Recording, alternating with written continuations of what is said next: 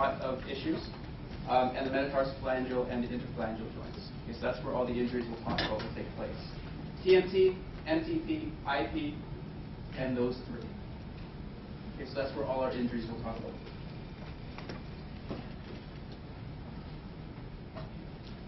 These are the articulations. So part of this was taken off the previous table. And then for this particular table, what you need to know is the resting position, so it's comfortable for the person. What's the definition of a resting position, by the way? Because we'll probably throw out the resting, closed packing, capsular pattern. We talked about capsular pattern already. Closed pack position and resting position are polar opposites of each other. How many of you heard that term before, actually? Resting. Okay. And like in your own words, can you describe what, Vina, can you describe what a resting position is by chance? You said not close packed, but the opposite. The close packed in the sense of the tightly packed together. Yeah. The resting is the opposite, so you're not. Yeah, fantastic. So the resting position is typically where the joint surfaces are probably the furthest apart, where there's the most room within a joint. Okay, whereas a closed pack position, it really stresses the joint because you're squeezing everything together. So between plantar flexion and dorsiflexion, I mean, you could just sit there and just do plantar flexion and dorsiflexion. Which range of motion do you have the most between just those two? Between plantar flexion and dorsiflexion. So obviously you have more plantar flexion, right? So generally speaking, with the talocrural joint, usually it's about 10 degrees of plantar flexion is where it's open the most. Now, if you go the opposite direction, that's when you really put a lot of stress inside the joint. The maximum dorsiflexion is the closed pack position. And in every joint, we have these different types of position. Now, why is that important? Usually when you get injured, because swelling and everything gets inside the joint, it'll probably get in the joint when there's the most room. So you'll notice that those of you who sprained your ankles before, it'll be very difficult to do this because there's already swelling in there, right? So if there's swelling in there and you're putting it in the position where you're squishing everything, you just can't do it. So typically, most people, when they're on crutches, their foot will be dangling in about 10 degrees of plantar flexion because that's the position where there's the most space. Okay, so this all indicates the position the foot is in when there's the most space in the joint. And that's the opposite. Okay? If you put the joint in this position, there is the least amount of space. This is a very stressful position for a joint. How many of you dislocated your shoulder before? Or seen somebody with a dislocated shoulder, or really hurt shoulder? How do they walk in, usually to the clinic? Or how do they support themselves when they get hurt? Okay, so Kellen's doing it, Drew's doing it. That technically is the open pack position. It's the most comfortable position because it's the least stressful on the joint. Okay. So any questions about the resting position or closed pack positions? Okay. Again, it's important to know for the CAT exam because they might ask you questions specific with this.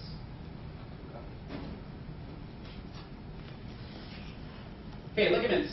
These are all ligaments you need to know for this section. So, talofib, anterior and posterior talofibular, and calcaneofibular. I'll put up some pictures so you have an idea where these things are. Anterior inferior tib fib and posterior inferior tib fib. Okay, so this is all in the ankle. So one's going to be in the front, one's going to be in the back. And we're talking about the tib fib. Now, because there's an inferior one, there's a superior one as well. Okay. We'll talk about the superior one when we tackle the knee, because it's more related to the knee. Spring ligament, otherwise known as calcaneonavicular ligament, which means it connects the calcaneus and the navicular. Now, we said before that there's a portion or there's a piece of the calcaneus where the spring ligament attaches to. What's that piece called? We'll show. Sorry? Tuberosity? It's like a tuberosity. Okay, but there's a fancy word for it. It's a long, really long one that we talked about earlier. Suspentaculum tali. Yeah, so that's suspentaculum tali. It inserts on the tuberosity of the navicular. So those are your two landmarks for the spring ligament. Now that's important because that holds up your medial arch. People with flat feet, this thing is stretched or torn. Okay, so that's something to be aware of if someone walks in with pes planus. Long and short plantar ligament and the bifurcate ligament. All these ligaments, again, help to support the arch underneath the foot. Intertarsal ligaments, that's the middle of the foot. That holds all these pieces together. Interosseous membrane, we'll talk about high ankle sprains, and if you dorsiflex and or externally rotate or severely evert, you'll pull these bones apart, and if you pull those bones apart, you will stretch the interosseous membrane in between.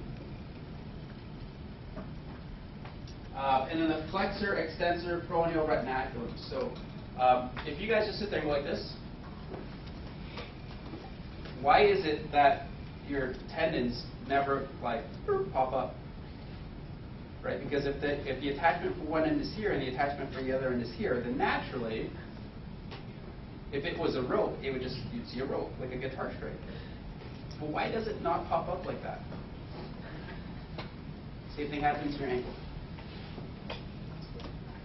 If I didn't want, so obviously, let's talk about evolution.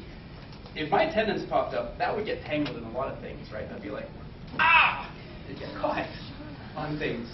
So naturally, something evolved to hold that down, right?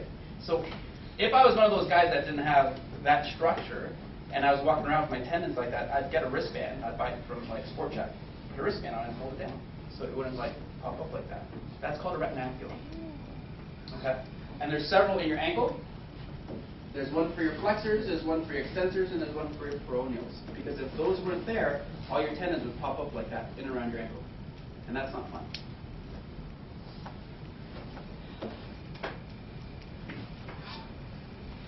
Okay, now I know it's hard to see the words. This is out of Netter's book as well. But just to give you an idea of where things are, that's obviously posterior view. This is the, you can't see it good. Lateral view or medial view? Lateral view, what tells you that? Base of the fifth is a good landmark to use. Good job. Okay. On the medial side, it's a little bit, it looks a little bit different if you pay attention to it, but you can also use the ligaments as an indication of what's medial, what's lateral. The deltoid ligament is a good clue because it's huge. Okay. On the lateral side, the ligaments are pretty tiny. I don't have a laser pointer, but I'll use my pen. So, anterior in the front, talus, fibula, ATF, PTF, CF. 3 o'clock, 6 o'clock, 9 o'clock. For me, that's the easiest way to remember them. Okay. Make a note of this. The ATF is found in what's called the sinus tarsi.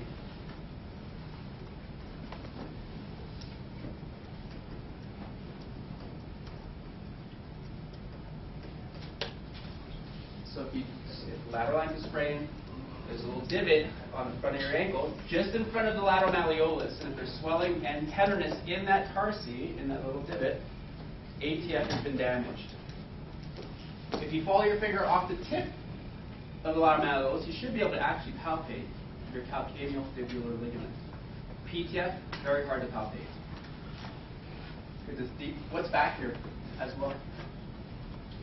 Your Achilles, so it's kind of hard to get back in there. Okay. So on the lateral side, you have your ATF, PTF, and CF, anterior inferior tip fib, your peroneal tendons, your peroneal retinaculum. There's a superior and an inferior one as well, and your base of the fib. Okay, all those other ligaments for the plantar surface of the foot are, you can probably see them on the medial side and on the plantar surface. On the medial side, things to make a note of, there's your spring ligament, sustentaculum tali off the calcaneus to the navicular tuberosity. Okay, just under there, we have all these other ligaments for the arch. The one thing you want to pay attention to is this groove here, that's on the medial side, that helps to create what's called the tarsal tunnel. We'll talk about the tarsal tunnel later on. There's 5 structures that go through the tarsal tunnel. If there's compression or damage in there, then you can affect some of those structures. Nerves, arteries, and tendons. Deltoid ligament, huge. It's made of several different bands. You are not required to know every single division of that band. Just know it as a deltoid ligament. Okay. And then from the back, let's see. That's the medial side, that's lateral side. I'm sorry, that's lateral, that's medial. Sustentaculum tali, so that's your bookshelf.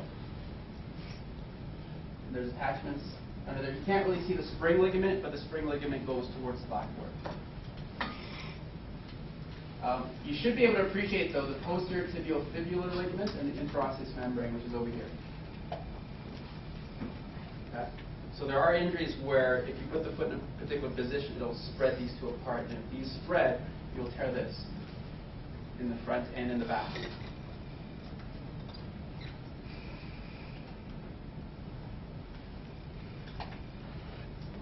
Last but not least, this is the bottom of the foot. Now here again, lateral side, medial side. There's your plantar calcaneal navicular ligament. So that is your spring ligament.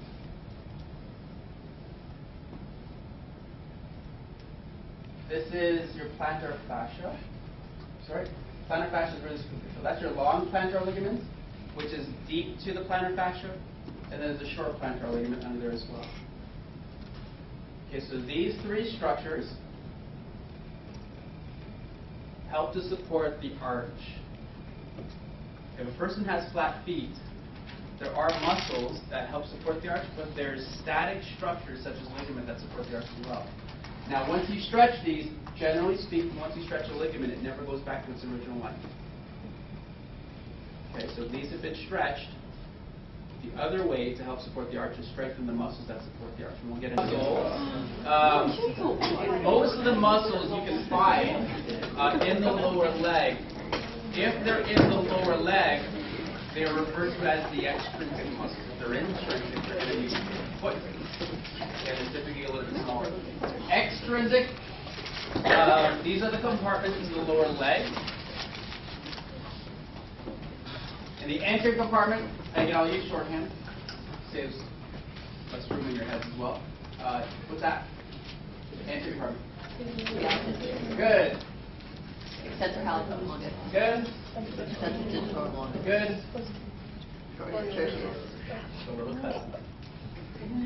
Posterior compartment, and that's superficial in some books. And then there's your posterior. So we'll see the ones, we'll talk about the ones that you can actually see. These are the ones that they do in the gym, right? The beach ones. Your gastrostolis and plantaris. People don't talk about plantaris too much, but it's there. Deep posterior. Good, make sure you know the difference.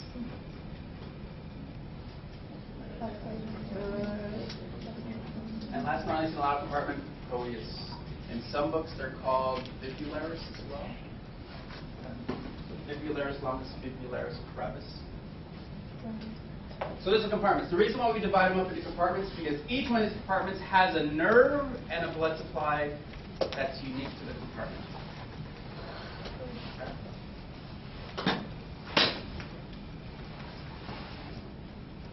And this is it. The pulses, two main pulses in the foot. Dorsalis pedis and posterior tibial artery. This one, you put a little star beside it, and write down tarsal tunnel. That is behind your medial malleolus. Tarsal tunnel. Yeah. Dorsalis pedis, I'll confirm this, it's kind of fuzzy right now, but dorsalis pedis is typically, and the reason why I don't really memorize like which two tendons that artery kind of lies between is because it's different for everybody. Some people will say it's between the tibialis anterior tendon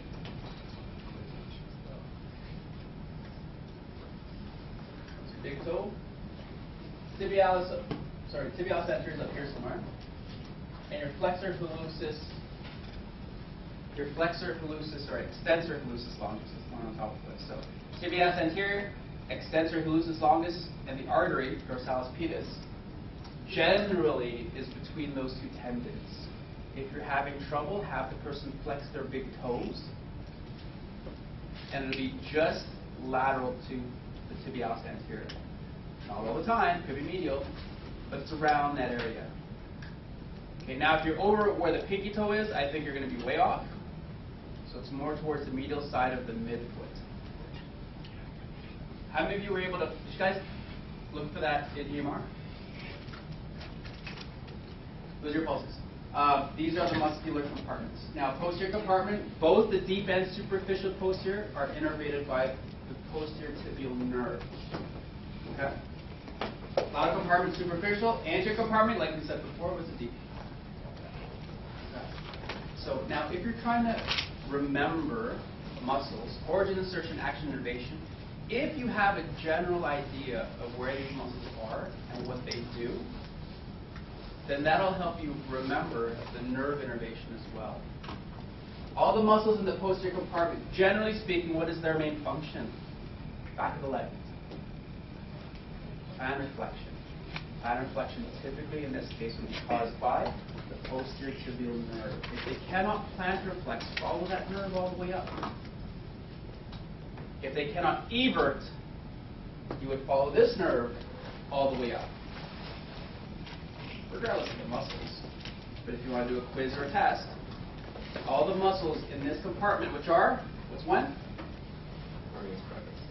And one is longus. Then now you know those are both innervated by the peroneal, superficial peroneal nerve.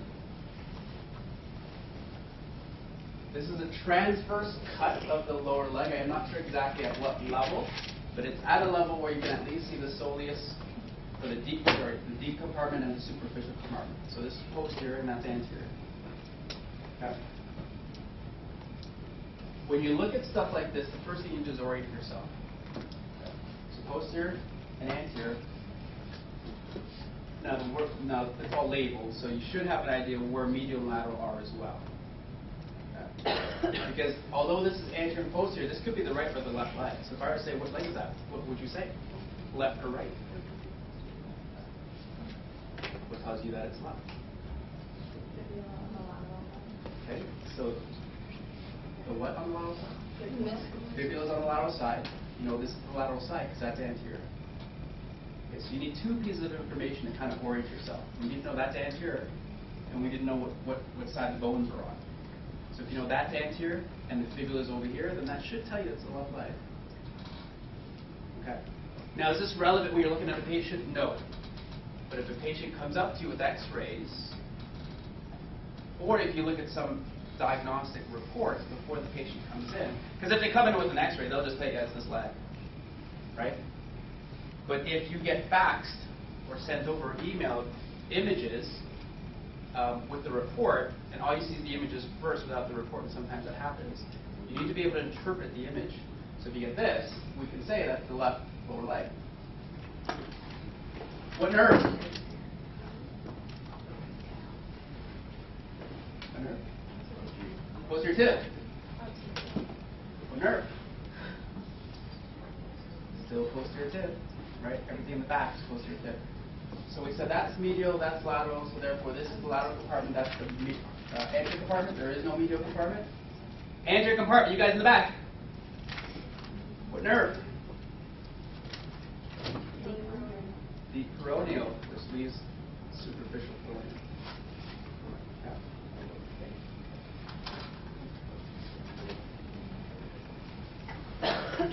This is where it gets kind of hazy for most people, because everyone tends to grasp the big muscles really, really well.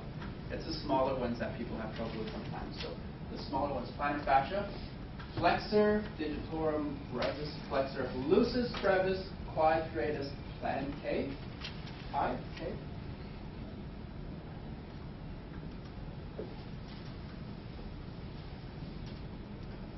Quadratus plantae.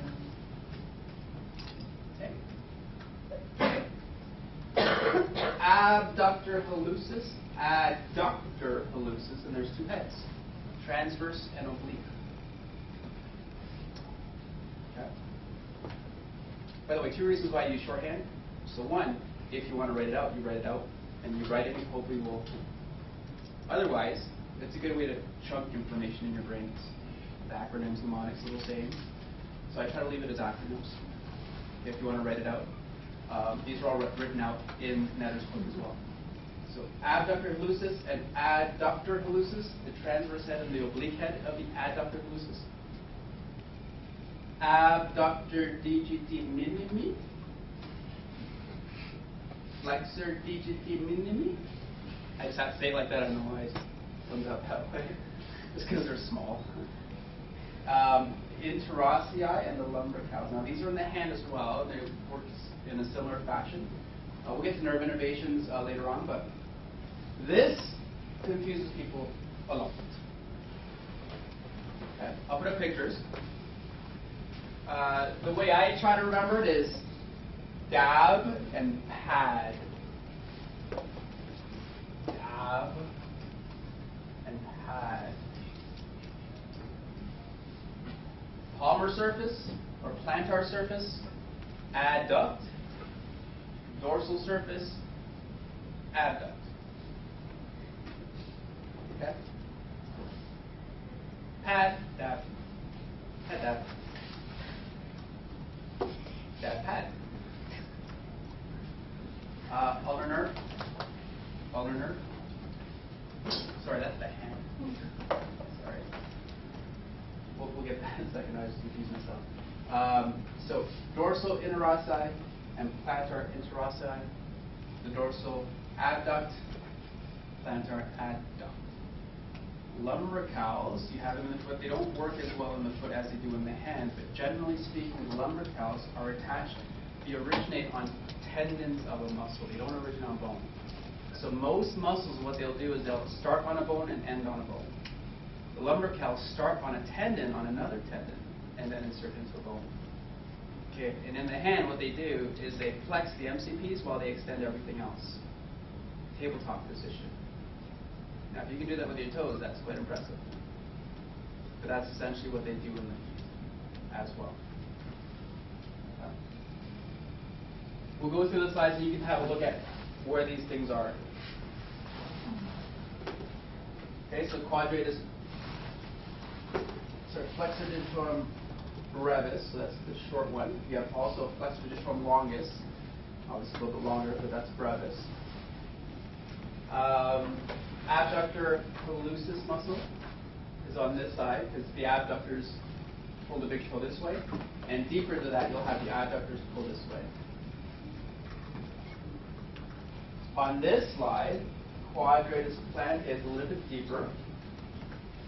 That's your flexor digitorum longus. Okay, now the difference between longus and brevis is that the entire muscle belly is in the foot.